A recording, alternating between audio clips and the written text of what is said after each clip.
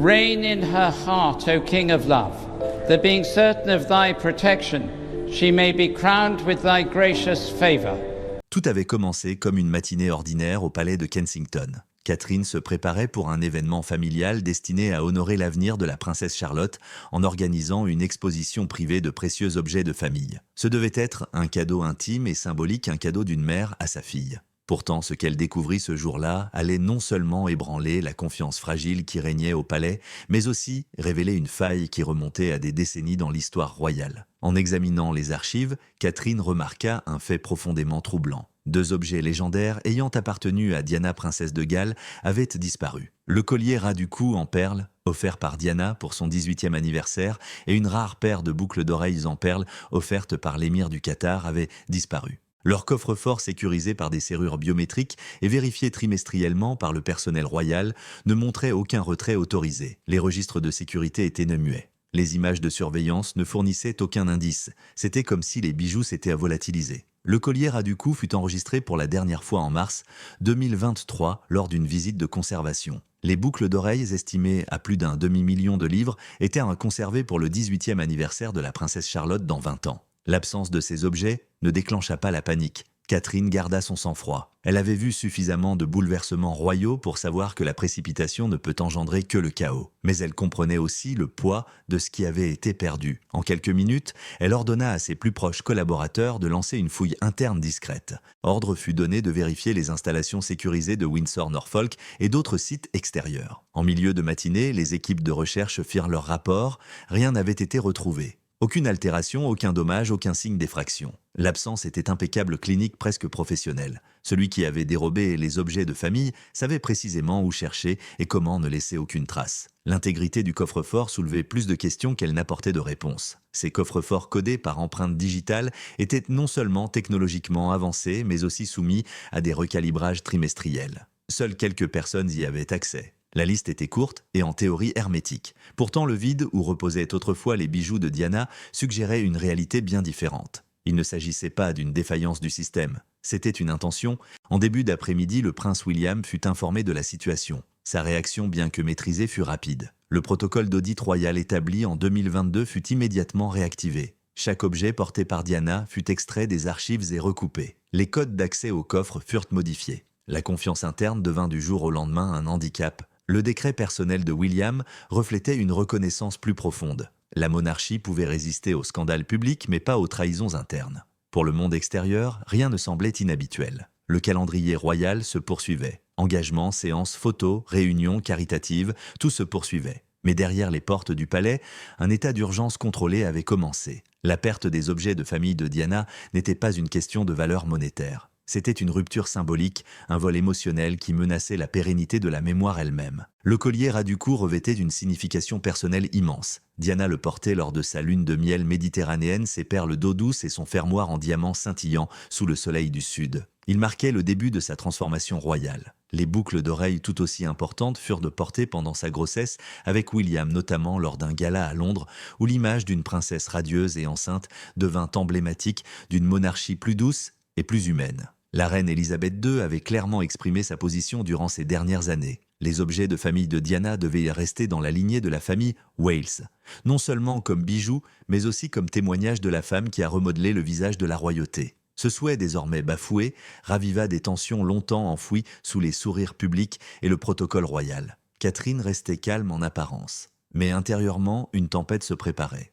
Elle savait que ce qui avait été volé n'était pas seulement un collier ou des boucles d'oreilles. C'était un héritage destiné à sa fille et à travers elle, le souvenir impérissable de la grâce du combat et du triomphe de Diana. Ces pièces avaient été conservées pour une raison. Leur absence suggérait non seulement un vol, mais une tentative d'effacer un récit. Un récit que Catherine, plus que quiconque, était déterminée à protéger. Le silence qui régnait au sein du personnel royal n'était pas fortuit. Des ordres avaient été donnés. Tant que le coupable n'était pas identifié, la discrétion était primordiale. Mais Catherine comprenait quelque chose de plus profond. Celui qui avait dérobé les bijoux finirait par se révéler non par erreur, mais par ego. Le collier ras du cou et les boucles d'oreilles étaient trop emblématiques pour être cachés éternellement. Et lorsqu'ils réapparaîtraient, les comptes seraient rendus. Le décor était désormais planté. Une frontière sacrée avait été franchie et les conséquences ne seraient pas gérées par des communiqués de presse ou des accords tacites. La prochaine étape ne serait pas subtile, car il ne s'agissait pas simplement d'héritage. Il s'agissait de se réapproprier l'histoire d'une princesse, de préserver la promesse faite à sa petite-fille et de tracer une ligne au cœur même de la famille royale. Au matin du 20 juin, 2 jours seulement après la disparition des objets de famille, l'atmosphère au palais de Buckingham était devenue tendue. Le personnel agissait avec un professionnalisme éprouvé, mais derrière chaque hochement de tête formel se lisait une lueur d'incertitude. Dans les couloirs privés, le silence semblait plus pesant que les mots. Un silence chargé de suspicion. Catherine gardait le cap. Elle avait déjà réduit sa liste de suspects potentiels, non pas à partir de rapports de sécurité officiels, mais par instinct. Au fil des années de service royal, elle avait observé des schémas que d'autres avaient ignorés. Qui allait et venait, qui posait des questions apparemment innocentes sur les archives, qui manifestait un intérêt soudain pour des objets depuis longtemps relégués aux oubliettes. Elle savait que le responsable n'agissait pas par impulsion. Il savait exactement quels objets prendre et quand frapper. Pourtant, même Catherine n'aurait pas pu prédire comment la vérité allait se révéler. Le déjeuner du 20 juin se voulait informel. Membres de la famille royale, conseillers principaux et quelques membres de la famille royale étaient présents pour marquer le début du calendrier royal estival. Pas de médias, pas de photographes, juste un repas intime sous de hauts plafonds, le poids du patrimoine pesant sur chaque lustre. Catherine entra dans la pièce peu après minuit et quart. Son assurance affinée par des années d'observation publique ne trahissait rien. Elle salua ses proches, sourit gracieusement et engagea une conversation polie. Mais son regard scrutait la pièce avec une résolution silencieuse. Puis à minuit 20 précise, une silhouette entra, qui aurait dû attirer peu l'attention, mais qui finit par devenir le centre d'attention de tout l'après-midi. Laura Lopes, fille de Camilla, entra dans la salle à manger avec une aisance naturelle. Sa tenue était simple, mais les boucles d'oreilles qu'elle affichait figèrent le temps. Catherine les reconnut en moins de 2 secondes. 3 perles de même taille, disposées en cascade, pendaient à un fermoir serti de diamants. Elles étaient assorties aux boucles d'oreilles que Diana avait portées au gala londonien d'octobre 1986. Catherine avait étudié ces pièces dans des rapports d'archives, manipulé leur écrin de velours pendant leur conservation, planifié leur remise à Charlotte un jour. À présent, elle pendait aux oreilles d'une personne totalement étrangère à la lignée royale. Elle ne dit rien au début. Elle fit simplement un signe discret à son assistante demandant une correspondance visuelle immédiate dans la base de données de bijoux. La comparaison arriva rapidement. Elle était absolue.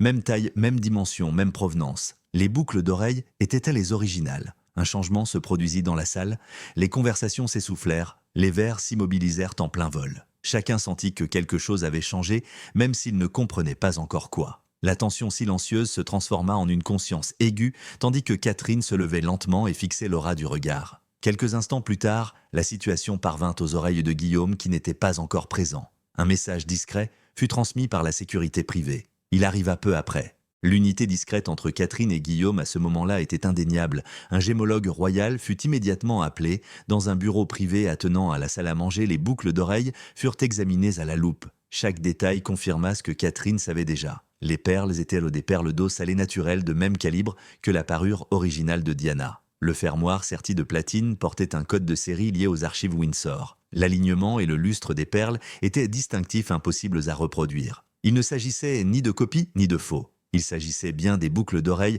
présumées perdues quelques jours plus tôt. Les conséquences étaient stupéfiantes. Les objets de famille n'avaient pas seulement été égarés. Ils avaient été délibérément retirés et transférés à une personne extérieure à la ligne de succession. Pire encore, ils avaient été portés en public dans la résidence de la reine. Cette révélation a brisé le code tacite de diplomatie discrète qui régnait au sein de la famille royale. Catherine avait passé sa vie adulte à préserver les convenances, à éviter le scandale, à se concentrer sur le devoir et le service.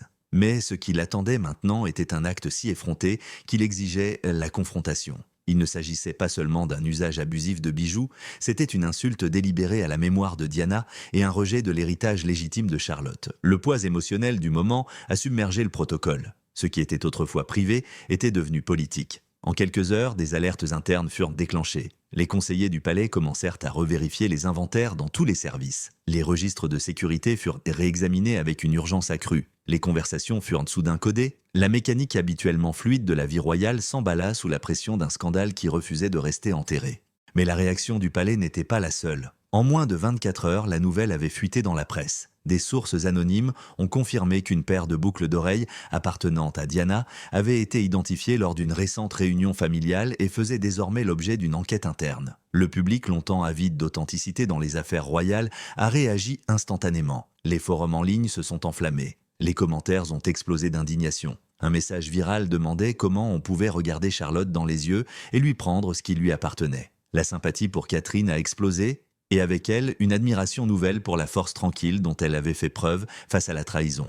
Avant même que la vérité ne soit révélée, l'opinion publique avait pris parti. Camilla et sa fille n'ont pas été simplement interrogées. Elles ont été condamnées. Il est devenu évident que les boucles d'oreilles avaient non seulement révélé un crime, mais aussi révélé une fracture plus profonde au sein de la famille. Les objets de famille étaient devenus plus que de simples bijoux. Ils étaient des symboles de justice de lignée de mémoire. Et maintenant, ces symboles avaient déclenché une prise de conscience qui allait éclater publiquement, révélation dévastatrice après révélation. Au matin du 21 juin, l'atmosphère au palais était passée du malaise à la crise ouverte. Ce qui avait commencé comme une recherche silencieuse derrière des coffres clos avait maintenant éclaté au grand jour, le public était au courant. La presse avait son titre. Et dans l'enceinte royale, un nom résonnait plus fort que les autres, celui de Camilla. L'apparition de sa fille avec les boucles d'oreilles de Diana avait non seulement déclenché une confrontation, mais aussi soulevé une question fondamentale qui détenait l'autorité morale au sein de la monarchie. La réponse fut rapide, non pas par une annonce officielle, mais par des actes. Camilla fut sommée de s'expliquer et sa réponse, ou plutôt son absence de réponse, ne fit qu'aggraver le scandale. Interrogée en privé par ses proches collaborateurs, Laura Lopes hésita. Son explication était vague. Elle affirmait que les boucles d'oreilles étaient un cadeau personnel de Camilla prétendument acquis lors d'une vente aux enchères plusieurs années auparavant. Mais lorsqu'on lui demandait des détails, elle hésitait. Pas de reçu, pas de nom de maison de vente, pas de provenance. L'histoire se dénouait heure après heure. À midi, les archivistes du palais avaient effectué un recoupement de toutes les acquisitions connues entre 2010 et 2020. Les archives de grandes maisons comme Sotheby's et Bonhams ne contenaient aucune liste de boucles d'oreilles de Diana, ni d'objets similaires. Les preuves pointaient dans une direction claire, ces boucles d'oreilles n'avaient jamais été vendues aux enchères. Elles n'avaient jamais quitté les mains de la famille royale, jusqu'à maintenant. Entre-temps, une information accablante a fait surface. Les registres de sécurité du 9 avril indiquaient que Camilla avait accédé à l'aile sécurisée des bijoux du château de Windsor sans autorisation. Aucun accompagnateur, aucune réservation préalable et surtout aucun motif de visite n'avait été enregistré. Elle a ensuite affirmé qu'il s'agissait de recherches patrimoniales en vue d'une future visite. Pourtant, aucune visite de ce type n'avait été prévue pour ce trimestre. La contradiction était plus éloquente que le déni. Ce n'était pas un moment qu'on pouvait gérer par des manœuvres de manipulation. Le prince William, connu pour son ton mesuré, répondit avec une clarté d'acier. Une réunion privée fut convoquée tard dans la soirée. Étaient présents 2 conseillers juridiques, plusieurs collaborateurs de haut rang et ses conseillers les plus proches. Lors de cette réunion, il fut décidé que le silence ne servirait plus la couronne.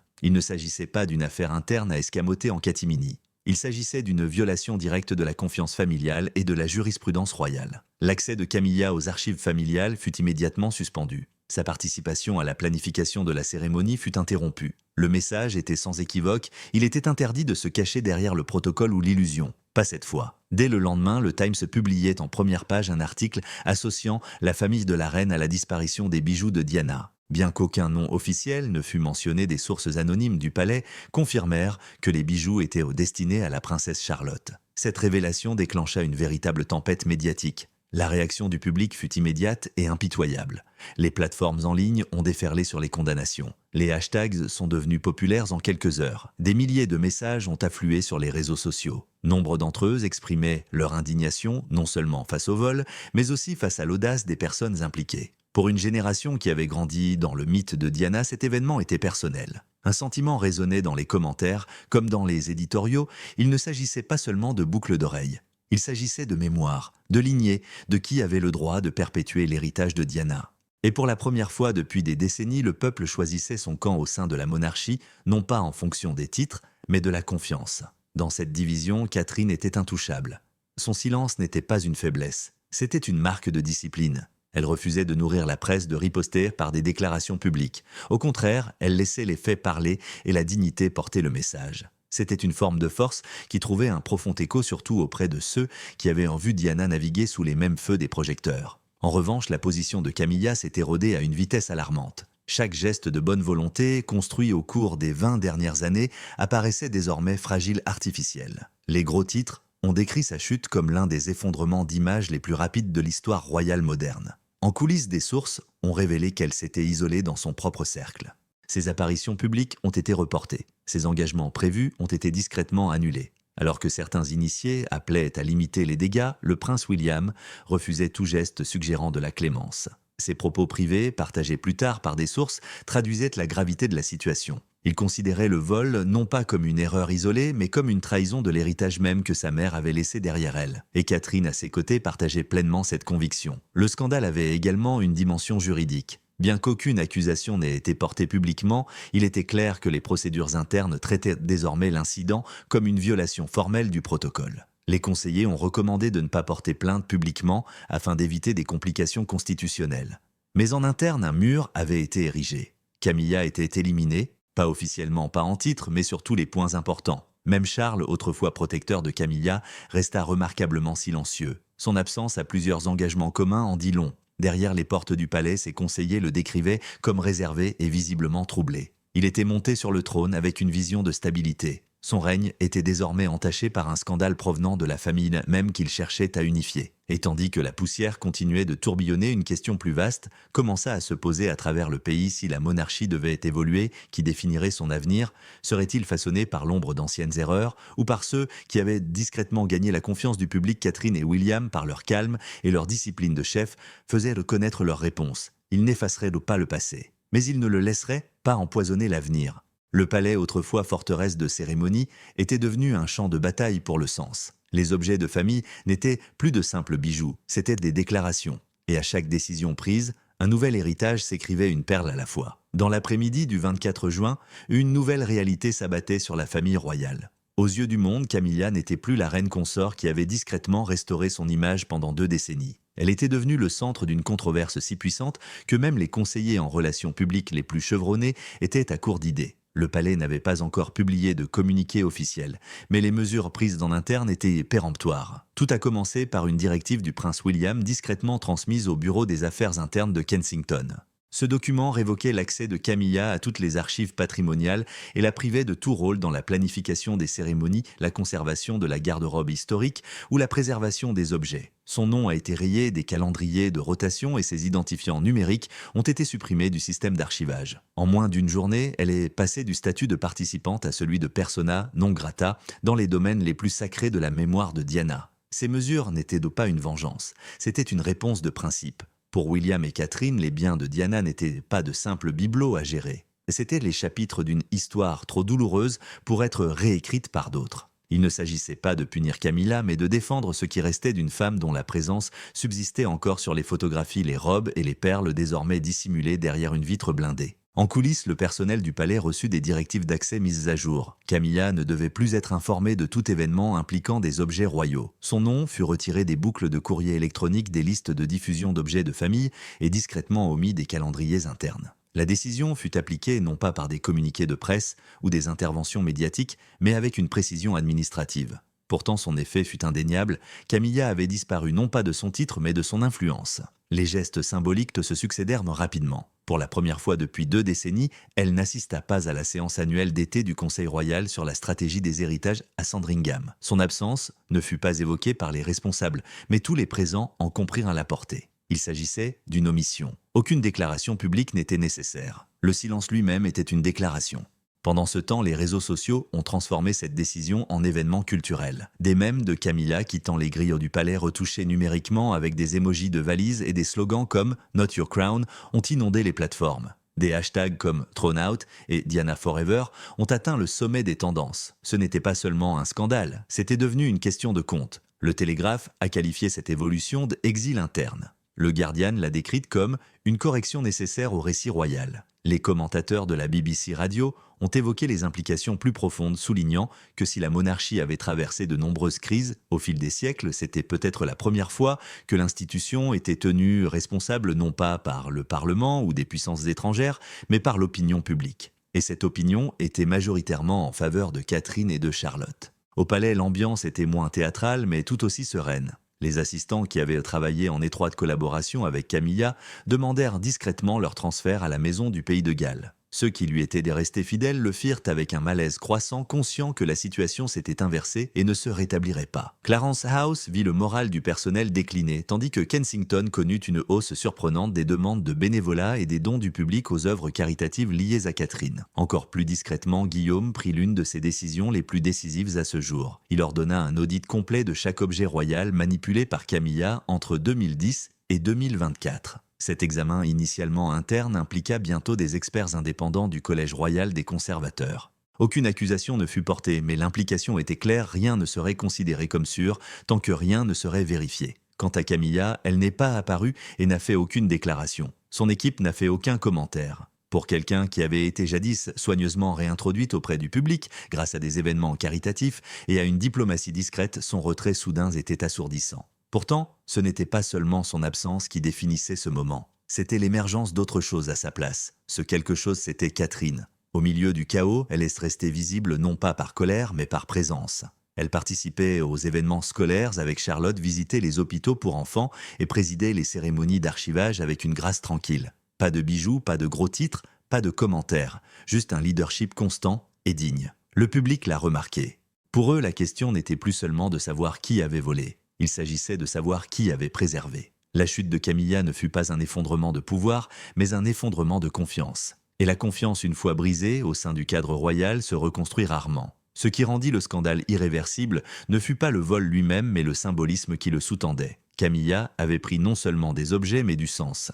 Elle avait puisé dans une lignée qui ne lui appartenait pas et avait tenté de la faire passer pour un héritage. Mais la lignée ne s'emprunte pas, elle se mérite. Ainsi, alors que Juin laissait place à Juillet, la famille royale se retrouva remaniée.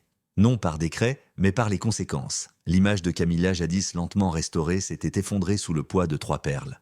Son passé, longtemps protégé par le silence et la commodité, refit surface. De vieux scandales, autrefois moqués ou stratégiquement ignorés, revinrent avec une pertinence nouvelle. Cette fois, pas de retraite élégante, seulement de la distance. Pendant ce temps, Catherine restait silencieuse, protégeant ce qui restait de l'héritage de Diana, et s'assurant que la mémoire d'une femme passerait pleinement et sans compromis entre les mains d'une autre. Au 1er juillet, Catherine avait cessé de répondre par la parole, elle n'en avait plus besoin. Ses actes façonnaient l'avenir de la monarchie avec plus d'autorité que n'importe quelle conférence de presse. Dans le silence d'une cérémonie privée, loin des flashs, des appareils photos et du bruit des scandales, elle pénétra dans le coffre au trésor sous le palais de Kensington et prit une décision qui allait marquer toute une génération. Ce jour-là, le coffre-fort subit sa plus importante mise à niveau de sécurité depuis des décennies. L'accès biométrique fut recalibré. À partir de ce moment, seules 2 personnes furent autorisées à ouvrir les portes.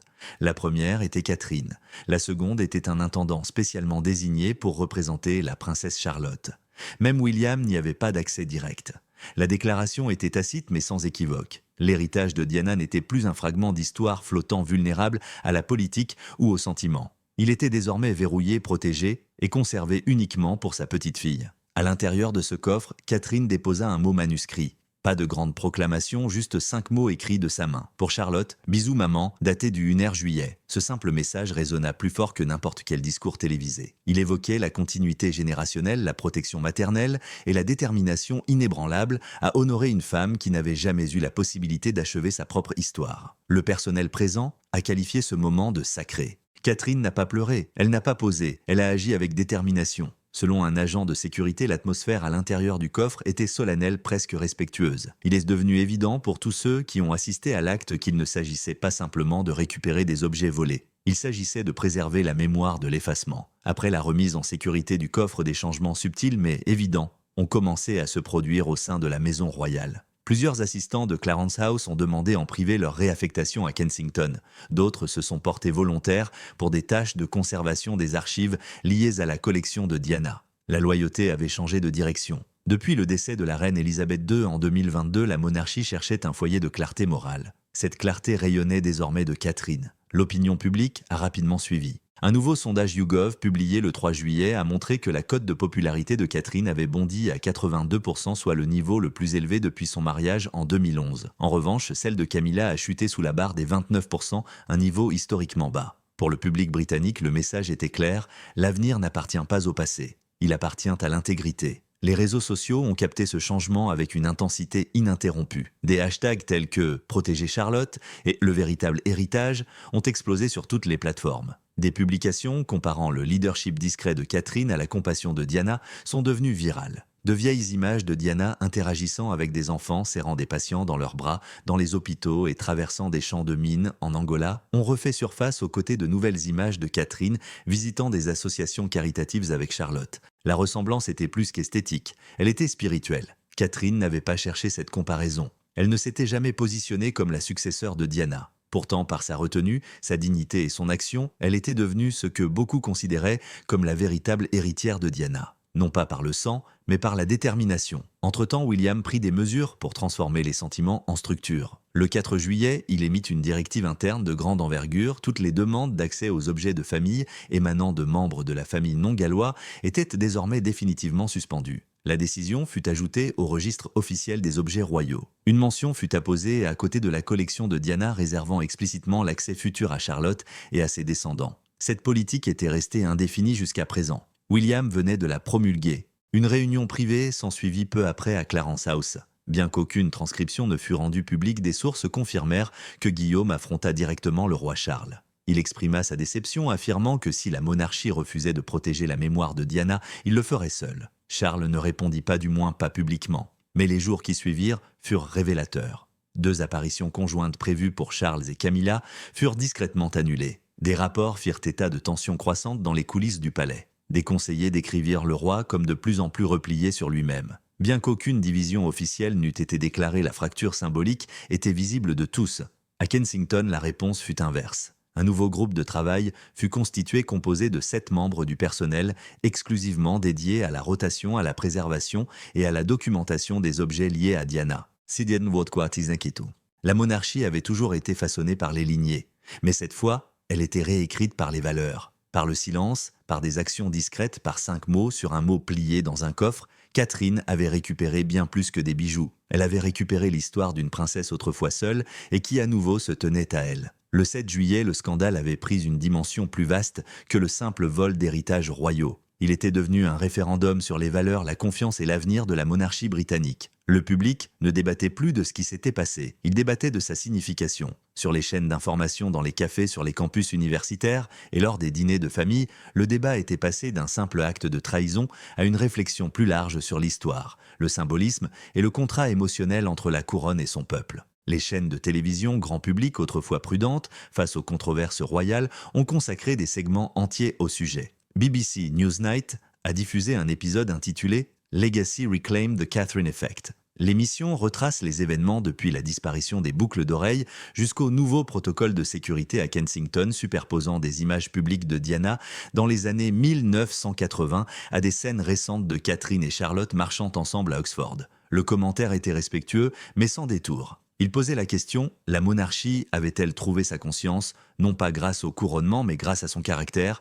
Les plateformes en ligne ont connu une explosion d'activité. Des hashtags tels que « Justice pour Diana »,« Charlotte mérite mieux » et « Reine en devenir » ont atteint des sommets. En 48 heures, « Charlotte mérite mieux » a été mentionné plus d'1 million de fois sur les plateformes numériques. Le débat était devenu générationnel. Les Britanniques de plus âgés se souvenaient de la chaleur humaine de la grâce et de la tragédie de Diana. Les jeunes générations, nées longtemps après sa mort, ont découvert son héritage à travers des vidéos, des récits, et maintenant, grâce à sa belle-fille. Camilla, autrefois présentée comme la consort réhabilitée, était désormais confrontée à une exclusion publique d'une ampleur sans précédent. Ces apparitions n'étaient pas simplement annulées, elles étaient indésirables. Les invitations aux événements publics étaient retirées et plusieurs organisations caritatives transféraient discrètement leur mécénat à d'autres membres de la famille royale. Son nom, autrefois soigneusement réintégré dans la vie publique, était désormais soigneusement évité. Même les médias internationaux ont réagi.